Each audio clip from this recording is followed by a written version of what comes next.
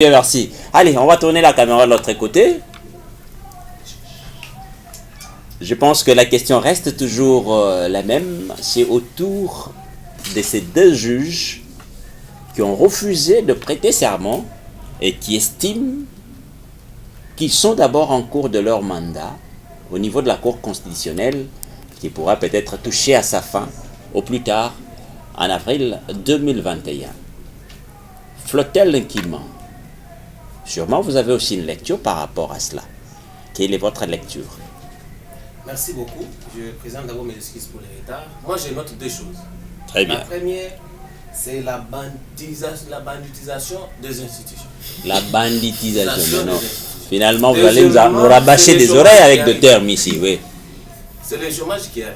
Ah, c'est le chômage qui arrive. Le premier point que j'ai noté. La banditisation des institutions. Est-ce que c'est pas fort? Il n'y a pas moyen de trouver juste... Bon, c'est ce que moi je trouve. C'est ce que vous avez beau savoir. Ok, très bien, très bien. Alors, ce pays a été banditisé depuis les années antérieures. C'est-à-dire, on gère le pays avec des sentiments et non par la loi. On a appliqué dans les années antérieures la loi de la force au lieu de la force de la loi. C'est là où nous sommes aujourd'hui. Quand on a géré avec la force, avec la loi de la force, voilà qu'aujourd'hui, quand les choses tentent de redevenir normales, la force de la loi cherche à s'imposer, on crie au scandale. On nous a nommé les gens, les juges, qui ont produit le premier arrêt d'abord. Vous vous souviendrez que c'était un arrêt machiavélique, comme Meya Néné qui l'a toujours dit. C'est l'arrêt qui consacrait la nomination des commissaires spéciaux, à peine nommés, ce qui n'était pas une bonne chose. Et le même comportement s'est poursuivi même dans les chefs des autres juges qui sont restés. Jusqu'à ce que nous assistons aujourd'hui aux deux personnes qui ont montré leur ingratitude. Effectivement, qu'ils sont ingrats envers l'autorité qui les a nommés. Donc cela donne jusqu'à là l'impression que non, les gens sont au service des autres et non au service de la République. Mais il n'y a que des bandits qui peuvent être au service des hommes. Quand on est juge, et un juge constitutionnel, on est le juge pénal. Donc, tu es le juge pénal de celui qui t'a nommé. Tu es son chef pénal, s'il faut même dire ainsi. C'est toi qui peux le condamner. Mais comment tu vas te laisser faire par la personne que tu dois juger? Il te manipule et tu acceptes. C'est la mauvaise manie tout simplement. Lorsqu'ils se font... je suis de me perdre dans mon analyse que je faisais. Je vais revenir plus vite parce que ne me posez pas de questions. Non. Bon, rapidement posez alors. Oui, j'étais sur le comportement de ces bandits qui gèrent les pays parce que les hommes normaux ne peuvent pas gérer les pays comme on l'a géré. Mais il faut rester quand même élégant avec... Je suis élégant. Je ne suis que... des vocables que vous utilisez, oui. Alors, nous allons tirer les conséquences de ce qui s'est passé aujourd'hui. Parce que la Cour constitutionnelle a le mandat, quand il donne raison que non, c'est 9, nous avons notre mandat de 9 ans. Oui. Oui, le mandat de 9 ans n'est pas votre mandat à vous. Plutôt, c'est le mandat de la Cour constitutionnelle. C'est la Cour qui a un mandat, c'est l'article 158, oui. 158 qui le dit. Vous avez un mandat, c'est la Cour, ce n'est pas vous. Et d'abord, il est dit, chaque 3 ans, il faut qu'on commence à renouveler. On commence, il y a un système, on tire, il y a les tirages au sort. Alors, ça n'a pas été respecté. Même qui l'ont marié son collègue. Est-ce qu'après les 3 ans, ils ont été tirés? D'abord, ils étaient dans l'illégalité. Alors, parce qu'ils ont été dans l'inégalité. Et qu'ils ont refusé parce que le pays était dirigé dans les pièges de la République. Ce qu'on appelle pièges de la République, ça veut dire que vous taillez des lois sur mesure, des lois sur une personne. Parce qu'ils ont aussi été taillés comme juges constitutionnels par mesure. C'est comme ça qu'ils se sont réveillés pour dire non au chef de l'État. C'est une délicatesse. Et parce qu'il y a une délicatesse, aujourd'hui ils vont au chômage. Je viens directement au deuxième point. Ils vont au chômage. Parce que le Conseil supérieur de la magistrature a déjà ouvert les yeux. Aujourd'hui, donc, ça veut dire nos deux amis qui ont refusé de prêter serment là où on les a envoyés d'abord de justesse par bonne foi, parce qu'on devrait les laisser aussi comme ça, sans fonction. Aujourd'hui, ils sont sans fonction parce qu'ils ne sont plus juges constitutionnels. Ils étaient avant, même quand ils réclament que nous devons revenir. Et d'ailleurs, il y a déjà l'infraction qu'on doit déjà préparer contre eux. Et pour les instants en justice, c'est quoi? C'est l'usurpation du titre. Ils ne sont plus juges parce que dès que l'ordonnance a été abrogée, automatiquement vous perdez votre titre. Donc, ils ne sont plus juges qu'ils tirent beaucoup attention. Et de grâce, ils peuvent recourir encore au Conseil supérieur de la magistrature pour présenter les excuses au président de la République. Très bien, merci. Est-ce que c'est la même lecture que vous avez, cher docteur, autour toujours de cette même question, au regard de ces juges qui pensent qu'il faut d'abord continuer à achever le mandat pour lequel ils sont au niveau de la Cour constitutionnelle avant d'être réaffectés à la Cour de cassation? Oui, merci, monsieur le journaliste. J'aborde presque dans le même sens avec mes co-débatteurs ici. Vous avez entendu les réflexions de deux maîtres ici qui nous ont essayé de nous apporter ce qui se trouve réellement dans notre Bible. Nous parlons Bible, c'est notre constitution, que ce soit dans la loi organique ou bien dans toutes les lois qui permettent à ce que ces gens soient dans leurs fonctions. Je vais d'abord rappeler ceci. Ces juges demandent à ce que, ou bien s'indignent du fait qu'ils n'ont jamais été consultés. Et ils ont le courage. Là, j'aborde dans le même sens avec mon ami Flodel, qui parle de banditisation. Effectivement, ce sont des bandits. Comment expliquer qu'ils peuvent dresser une lettre? Je souhaiterais que vous soyez vraiment très modéré avec des vocables. Permettez, parce qu'on ne touche pas au sacré. Le chef de l'État, pour le moment, c'est un sacré. On ne s'adresse pas au chef de l'État comme si on s'adressait à l'un de leurs collègues. Le chef de l'État lui-même, c'est une institution qu'il faut respecter. Et n'oubliez pas que nous avons aussi un devoir vis-à-vis de ceux-là qui nous suivent. Mais vous comprenez, oui. J'essaie d'expliquer à ceux-là qui nous suivent, surtout, parce que vous êtes vraiment chevronnés, mais ceux qui nous suivent doivent savoir qu'on ne s'adresse pas à un chef de l'État comme si on s'adressait à un professeur de votre classe ou bien comme à un titulaire de votre université. Là, il faut comprendre que ces gens, ce n'est pas le chef de l'État qui devait les consulter. Il y a quand même le Conseil supérieur de la magistrature qui a fait son travail. Il fait les toilettages à ces niveaux-là. Effectivement, il fait les toilettages. Il amène le rapport auprès du chef de l'État pour lui dire, voilà, nous vous proposons ça. Et le chef de l'État essaie d'étudier. Mais une fois que le chef de l'État a pris la décision, il a abrogé les dispositions antérieures. Ce n'est pas à ces juges-là de prendre le petit stylo, écrire, adresser une lettre au chef de l'État. Même s'il y a eu vice de procédure. Alors, il y a l'entorse, effectivement. Alors, eux devaient d'abord...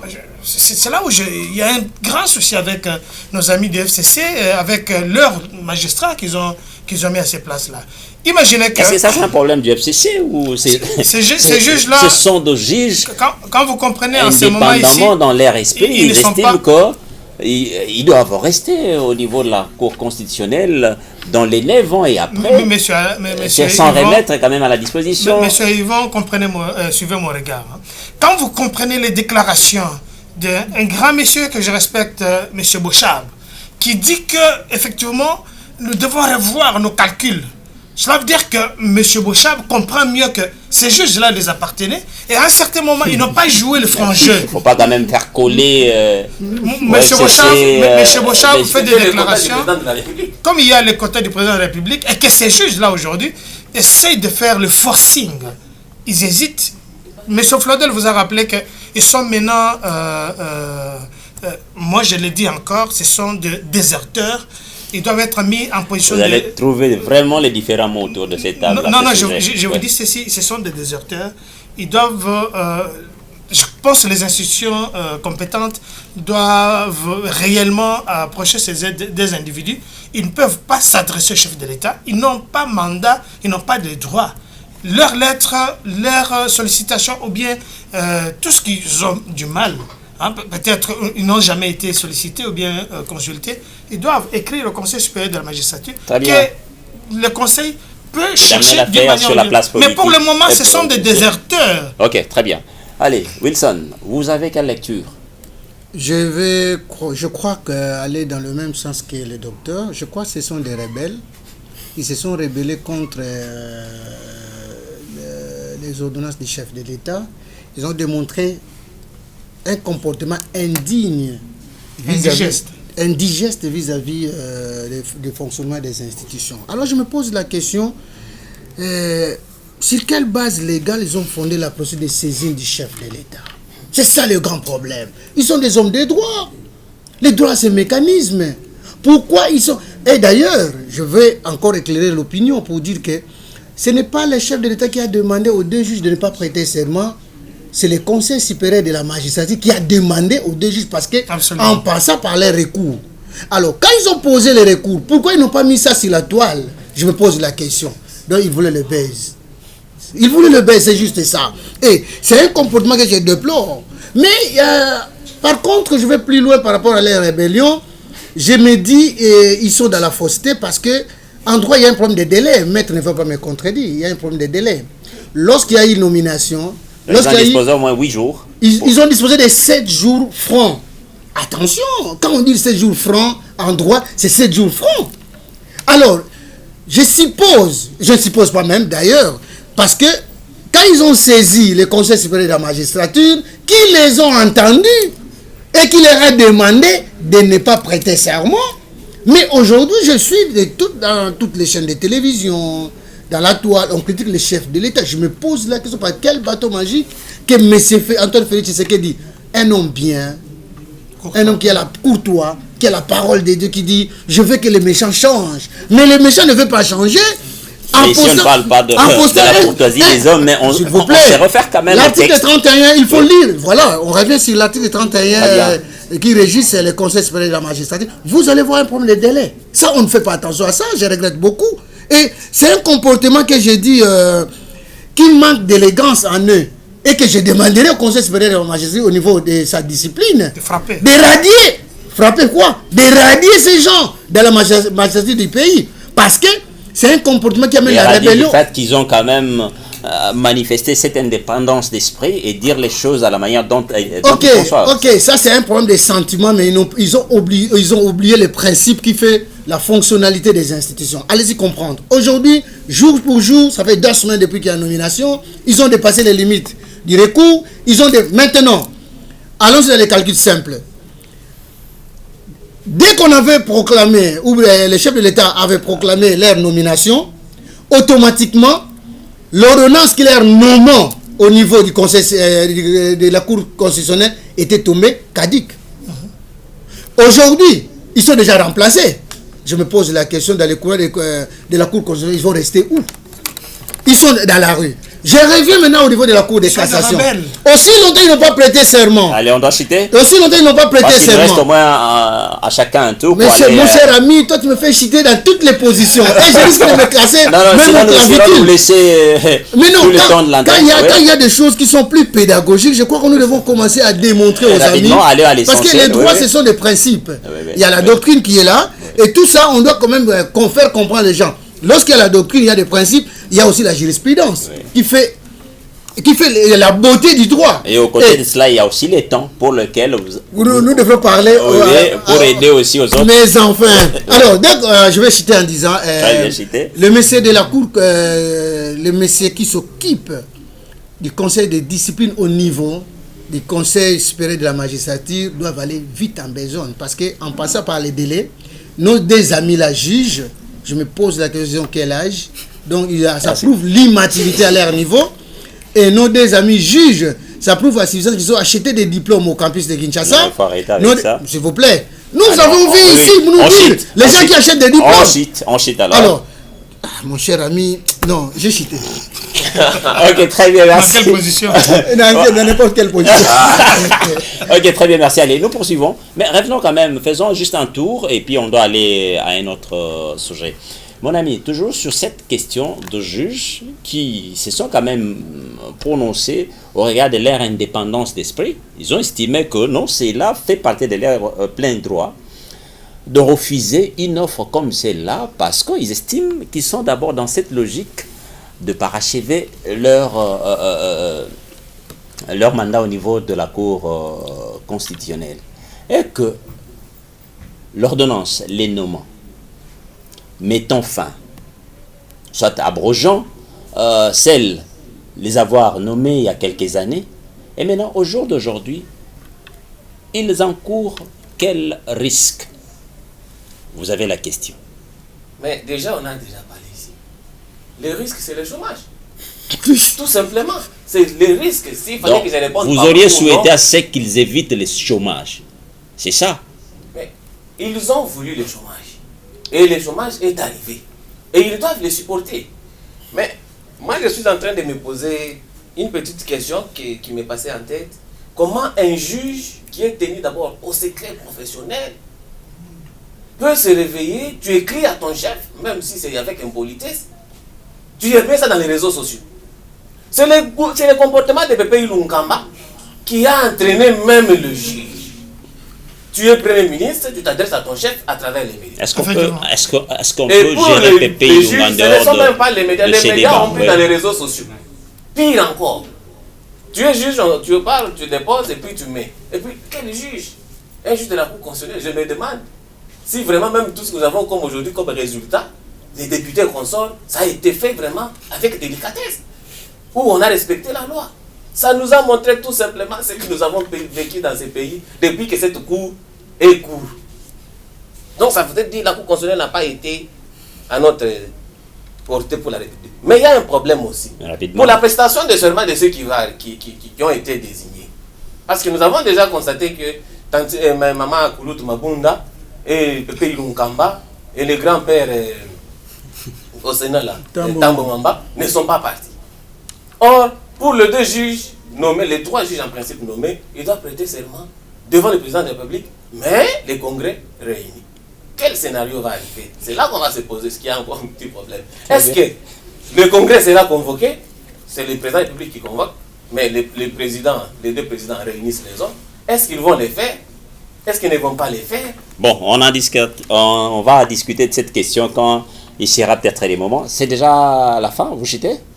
C'est une question, je cite avec une question, même là, c'est un catastrophe. Ok, très bien, merci. Norbert, alors, vous avez suivi comment mon ami l'a dit ici. Est-ce que vous avez aussi la même lecture par rapport au risque Moi, je crois que qu'encourt le magistrat? Parce que c'est les chômages déjà qui s'annoncent. Ou comment? le chômage, oui, mais moi je pense que partant du caractère pédagogique de votre mission, il faudrait recadrer un certain nombre de choses. Très bien. Non, il n'y a pas eu d'infraction commise par ces juges, non.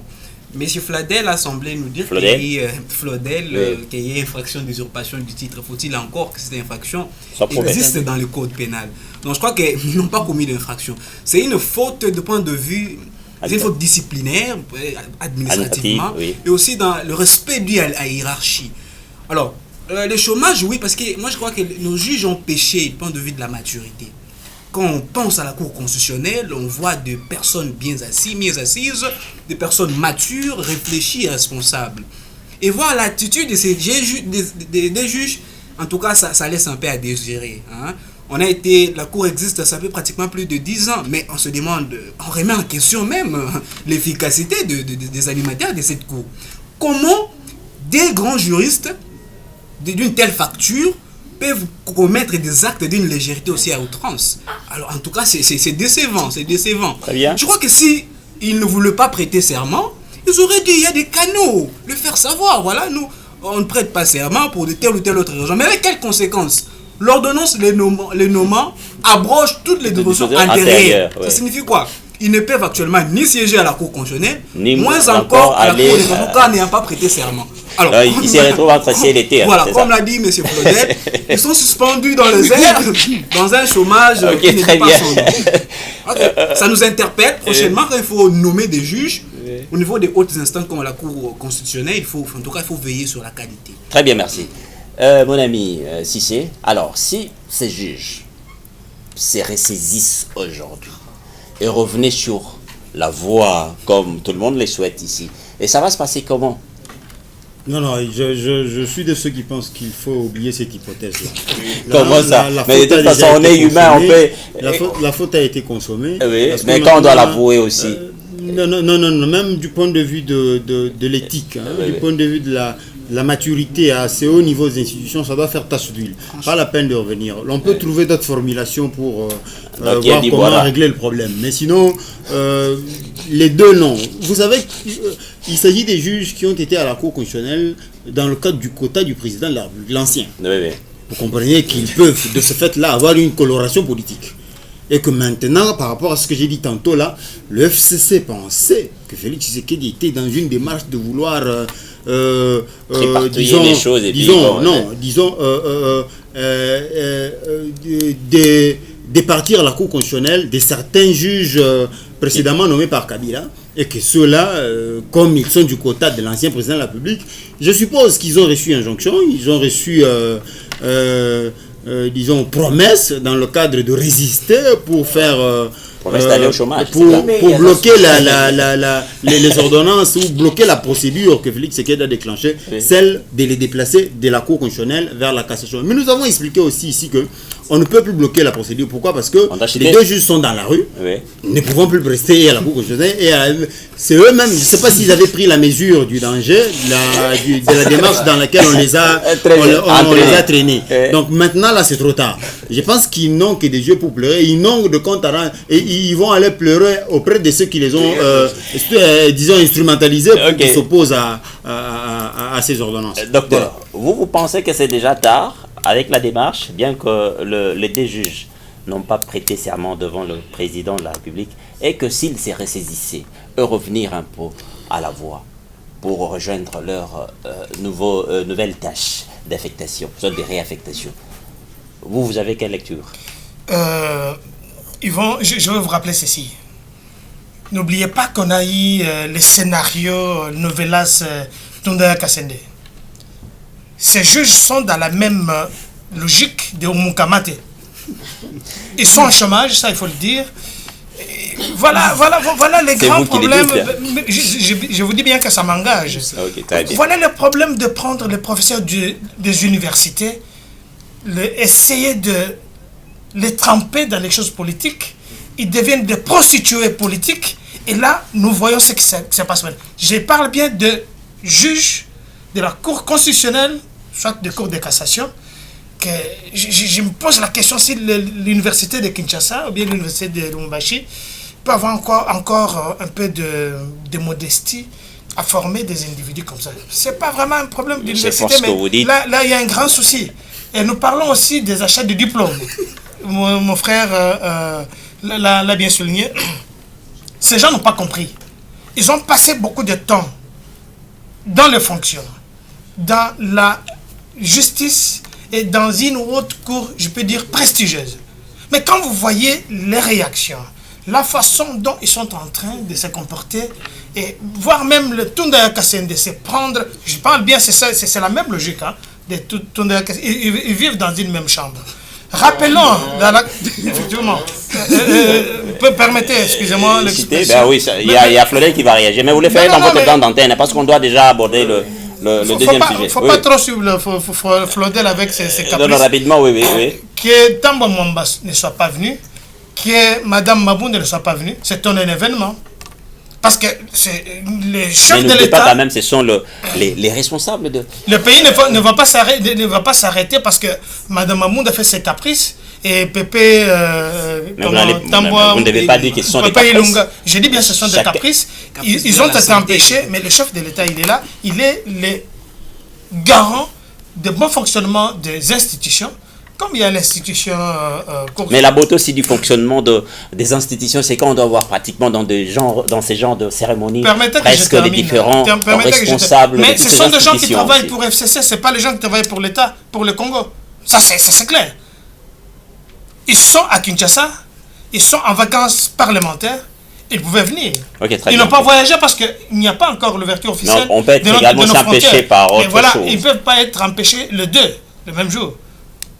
C'est là où il n'y a pas l'élégance dans les chefs de nos deux individus. Très bien. Allez, Wilson, rapidement un petit mot par rapport à ça. Alors, on dit une faute avouée est à moitié pardonnée. Alors, si ces juges s'est ressaisis, reviennent un tout petit en arrière. Et ça va se passer comment? Ce comportement égaré de nos juges, je crois que c'est un non-lieu d'abord pour qu'ils viennent demander des excuses. Ça sera trop enfanté d'abord. Parce qu'ils ont des grands diplômes, ces gens. Ils sont docteurs 1. Donc, mais je voulais rafraîchir la mémoire de la population qui nous tout à l'heure là. Rapidement. Moi, je cours toujours avec toi. Vous savez, il y avait des professeurs qui ont défendu ici au Congo la conférence nationale souveraine, la conférence constitutionnelle. Et ils nous ont dit que c'est la même chose.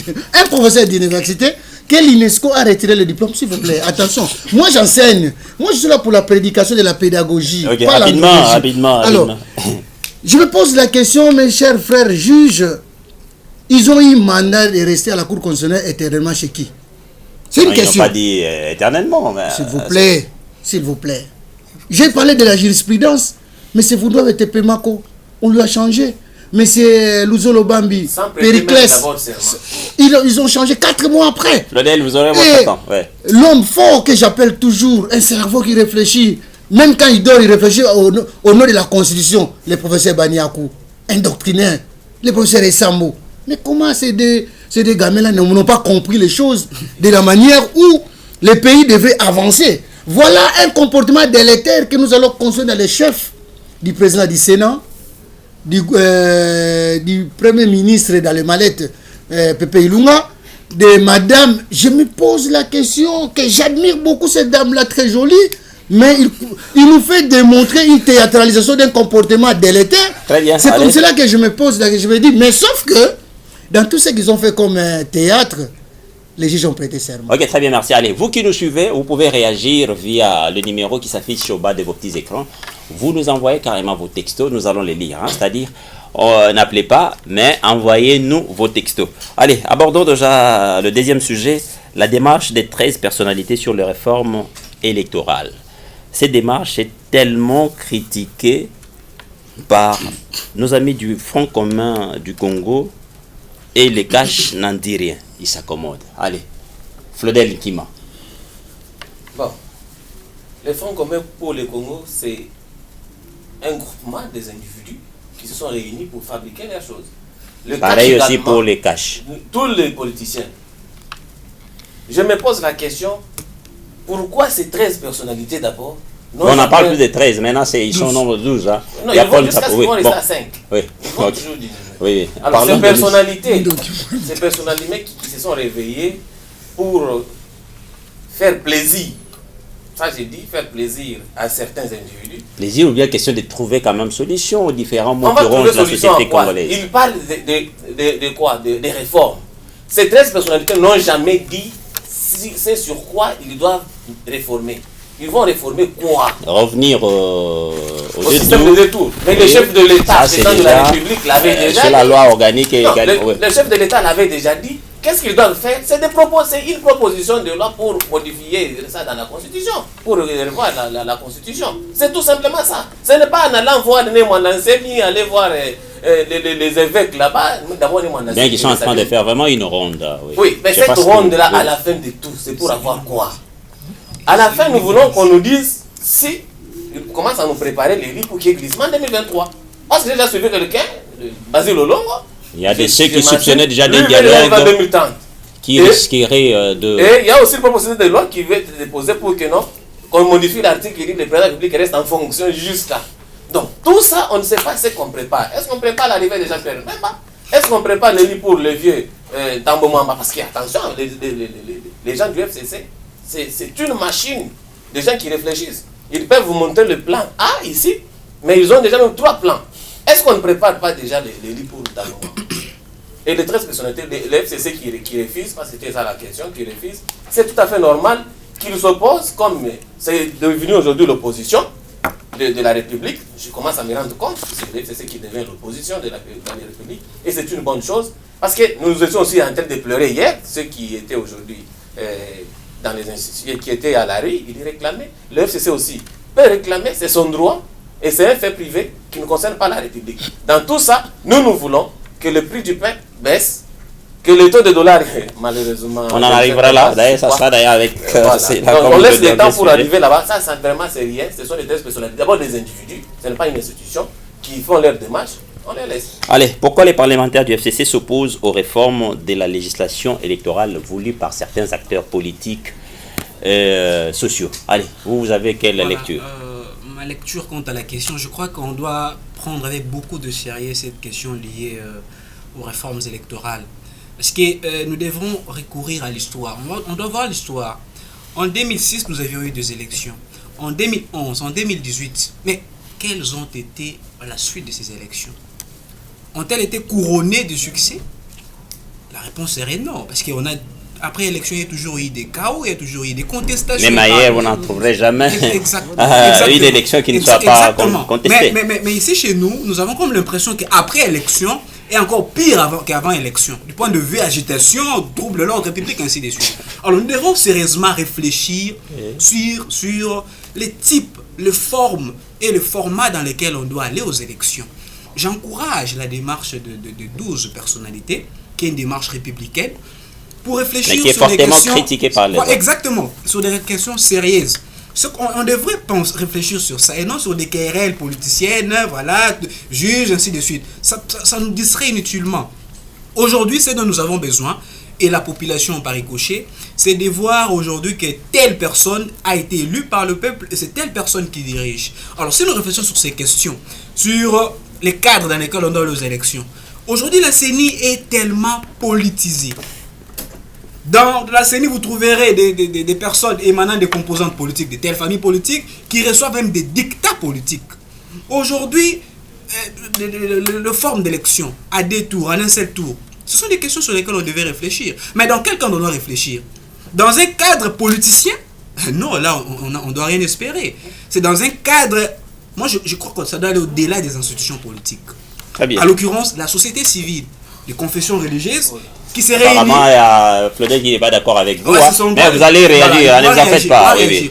C'est dans ces cadres-là que l'on réfléchisse sur les modalités, les formes et les conditions d'aller aux élections. Ça nous permettra d'éviter les crises inutiles qu'on a toujours connues après 3 cycles électoraux. On doit se poser la question. Si les imbéciles ne changent pas, en tant que des hommes conscients, nous devrons réfléchir sérieusement. Vous amendez en sorte. Et puisqu'en 2023, nous le souhaitons bien, mais il y a des préalables pour qu'on aille aux élections. Et vous savez-vous qu'il y a des questions liées au recensement, il y a des questions liées... Comment on peut aller aux élections sans carte d'identité avec une carte d'électeur? C'est une question fondamentale. Très bien, merci. Je crois qu'on doit réfléchir sérieusement sur ça et... De quelque part, ces 13 personnalités n'ont pas tort. Ils n'ont pas tort. Je les encourage, mais je souhaite que les dialogues se fassent dans un cadre extra-institutionnel. Vous avez suivi notre ami comment il a fait une analyse autour de cela, mais il y a le FCC qui souhaite que s'il faudrait procéder à des réformes, mais que toutes ces réformes ne se fassent qu'au sein des institutions. Vous avez quelle lecture, rapidement? Le FCC, comme l'a dit tout à l'heure Claudel, c'est la partie d'opposition au pouvoir aujourd'hui. Je comprends leur comportement, mais la démarche est noble. Donc ils n'ont pas non plus tort aussi. Non, ils n'ont pas aussi raison. Bon, la démarche est noble parce que le dialogue doit être permanent. Il n'y a pas, dans la Constitution actuellement, il n'y a pas quelque part où on nous a dit que les dialogues doivent se passer seulement dans les institutions. Pour preuve, ça ne peut pas se passer dans les institutions parce que Mabunda n'était pas à la prestation de serment des juges. Donc c'est déjà un comportement délétère. Pour preuve, je veux deuxième preuve. Tamwe Mwamba a eu des problèmes, des soucis de cheveux ou quoi à la maison, il n'était pas... Attends, vous demandez que les gens se mettent autour d'une table. Oui. Attends, non, mon frère. Alors, je me pose la question, si ces gens-là, pour une prestation de serment seulement, ils ne sont pas venus, comment accepteriez-vous qu'ils se retrouvent pour penser à l'avenir du pays? Je ne crois pas. Alors, je me pose la question, ce qui compose les 12 apôtres. Ce qui compose les 12 apôtres. Mais je vois 2 têtes qui gênent. On doit se dire des vérités. Si nous sommes dans ce blocus aujourd'hui, c'est la base idéale, ou judiciaire, ou juridique, ou administrative, c'est Jean-Jacques Mamba. Et Jean-Jacques Mamba se retrouve dans ce groupe-là. Dites-moi, c'est lui qui a enclenché la machine pour l'éviction des Kabound. Dis-moi les jours que les 12 apôtres doivent être reçus à l'IDPS Par Kabound. Comme partenaire du FCC et comme, je ne sais pas, allié du MLC. C'est moi qui le dis, hein? Ça n'engage que moi. Très bien. Est-ce qu'ils seront bien reçus? Non. Parce que le mécanisme nous dit que c'est Jean-Jacques Mamba qui a des problèmes personnels avec Kabound. Non, s'il vous plaît. Bon, révélons des choses cachées comme Simon Kimba l'a fait. Rapidement. Alors, jusqu'à là, on n'a pas encore répondu à la question. Il y a une majorité, les 12 apôtres, il y a une majorité du MLC là-dedans. Il y a 2 personnes, Njoli et Mamba, qui sont d'une même obédience. Dans le groupe, je me pose la question, les gens du FCC récusent les leurs, qui est Mouyaya et Lokondo. Oui. Je me pose la question, parce que Lokondo, c'est triple facette. Hein? Alors, non, mais attends, nous devons décrypter la chose. Nous sommes venus pour l'analyse, nous ne sommes pas venus pour donner des opinions personnelles. Très bien, rapidement. Nous décryptons maintenant les comportementales d'un chacun d'eux, parce que c'est eux qui veulent nous amener l'amour, l'obéissance et la confiance. Pour qu'il y ait des bonnes élections transparentes, vous savez, non? C'est l'électronique. Rapidement, on fait signe déjà qu'on a plus assez de temps. Oui, oui. Donc, quand j'arrive à analyser cela, je me dis, la démarche est noble et puis juste parce que le dialogue doit rester permanent entre les institutions d'abord, pour qu'il y ait l'harmonie et l'uniformité des comportements. Oui. Mais lorsque je trouve que dans des prestations de serment, les autres ne viennent même pas, je m'inscris en faux, donc laisser les 12 apôtres continuer De faire aussi en faisant sauter quelques têtes que je vais décider tout à l'heure. Ok, allez. Si, vous avez aussi la même lecture que Wilson, ou bien vous entrevoyez autrement les choses? Bon, écoutez, sur cette question, je suis de ceux qui estiment qu'il n'est pas exclu l'on se consulte entre compatriotes, Oui. ce qui est contraire à ce qu'a dit Flotel. Flotel, oui. Je suis de ceux qui pensent que même si dialogue il doit y avoir, allons au dialogue. Si concertation il doit y avoir, allons en concertation. Mais il ne faudrait pas que cela débouche toujours à ce partage des gages. Peu importe le concept. Parce que nous risquerons cette fois-là d'aller dans le cadre de l'extra institutionnel pour amener... il est écrit où que quand on doit dialoguer, ça doit se faire dans les institutions. C'est le 40e article de la Constitution, je ne sais plus comprendre. Depuis quand l'Assemblée nationale et le Sénat ont pour rôle d'organiser les dialogues. Ce que d'aucuns réclament ici, la classe politique réclame concertation, d'aucuns disent dialogue, d'aucuns disent consultation pour réforme, ainsi de suite. Ce n'est pas ça les prérogatives du Parlement. Parce que j'entends le groupe parlementaire du FCC disent ça doit se passer au sein des institutions, parce qu'ils savent qu'ils contrôlent ces institutions de la manière que nous connaissons. Mais qui vous dit que l'organisation du dialogue et des autres fait partie des prérogatives reconnues au Parlement? Depuis quand le Parlement organise les dialogues? Allons au dialogue, ça ne se fait pas au Parlement. La classe politique va trouver, disons, une formule appropriée pour que l'on discutât, comme ça a eu le cas par le passé. On a eu OUA, on a eu Senko, il y a eu Palais de Marbre, différents types de dialogues qui ont eu lieu entre compatriotes. Il n'est pas exclu que donc les 13 personnalités, attends que je conclue, oui. Les 13 personnalités sont bel et bien dans une démarche patriotique. Très bien. De vouloir nous éviter les casses à l'issue des prochaines échéances électorales. C'est une bonne chose à soutenir. Okay, très bien. Ce que je ne comprends pas ici, c'est que les gens disent non. Ça ne peut se passer que dans les institutions. Non, très bien. Les institutions, nous connaissons, ils font allusion au Parlement, qui le contrôle. Le Parlement n'a pas pour mission d'organiser le dialogue. Ok, très bien, merci. C'est vrai, mesdames, messieurs, nous arrivons déjà presque à la fin, mais bon, il y a quand même plus qui vient d'arriver aussi. Je suis vraiment désolé, j'étais sur un autre plateau. Je comprends, oui. J'étais invité. Je pensais que j'allais terminer à 10h. Attends, bon, ça dérange en rien, mais quand même, vous nous honorez par votre présence. Mais vous pouvez n'importe que prendre la parole. Alors, donnez-nous quand même votre lecture par rapport à ces démarches amorcées depuis un certain temps par le 13. Bon, ce ne sont plus des 13 acteurs politiques, maintenant, ils sont au nombre de 12. Alors, vous avez quelle lecture? Parce que leur démarche est fortement critiquée par le FCC et qui ne jure que s'il faudrait peut-être parler des réformes, il faudrait que cela se fasse au sein des institutions. Vous avez quelle lecture rapidement? Mais justement, les réformes se font au sein des institutions. Si on peut réformer les institutions d'appui à la démocratie, c'est au sein des institutions. Mais par rapport aux démarches de 13, s'ils sont 12, d'abord, ils sont élus nationaux. Très bien. Ça, il faut mettre dans la tête, même s'ils descendaient dans leurs bases respectives. Ils vont recueillir les avis des uns et des autres.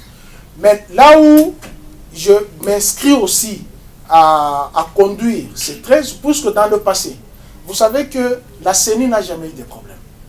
Les problèmes, ce sont les acteurs politiques qui posent toujours des problèmes aux institutions. Les institutions n'ont pas de problèmes, ce sont les animateurs.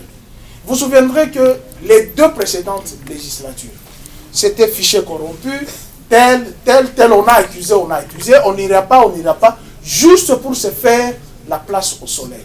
Mais cette fois-ci, puisque déjà il y a cette crise, d'une part créée par la présidence de la République contre le Parlement, une crise créée par la présidence de la République contre le gouvernement, pour arriver justement à cette thèse de la dissolution de l'Assemblée nationale.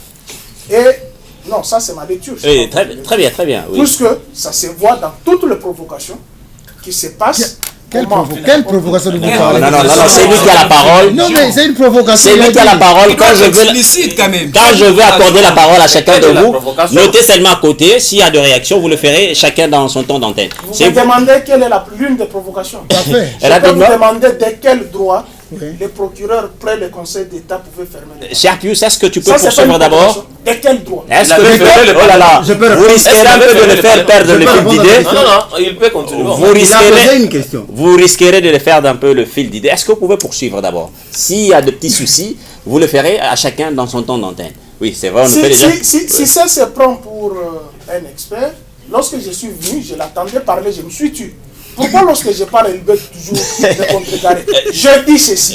Est-ce que les élus nationaux ont été empêchés d'entrer à l'hémicycle, oui ou non? On a pris que l'autre. Qui a droit d'empêcher aux élus nationaux d'entrer? Mais où est le problème du président de la République là-dessus? Est-ce que le président de la République qui a envoyé les... Où est le problème? Les policiers... Laissez le temps. Oui, cher ami. Je suis désolé. Demain, je vous donne ma parole. Si demain il y a émission, qu'on le fasse puisque nous sommes arrivés. Ok, très bien. Allez, ok. En tout cas, je pense qu'on clôture d'ailleurs par là. Qu'on se retrouve demain autour des 10 heures. En une minute. Oh là là, non. L'ami a été très élégant. On nous fait déjà signe que... Apparemment, il y a 5 contre... Je ne peux pas réagir. En tout cas, non, calmez-vous. Mais vous avez fait la chance puisque je suis venu après. On peut se calmer, cher ami. Les rendez-vous est pris pour demain. On se retrouve demain autour de cette table. Et je dois quand même dire un grand merci à vous tous, à Flodel. Merci également à Pius. Merci à Cissé. Merci à Papi. Merci à Norbert.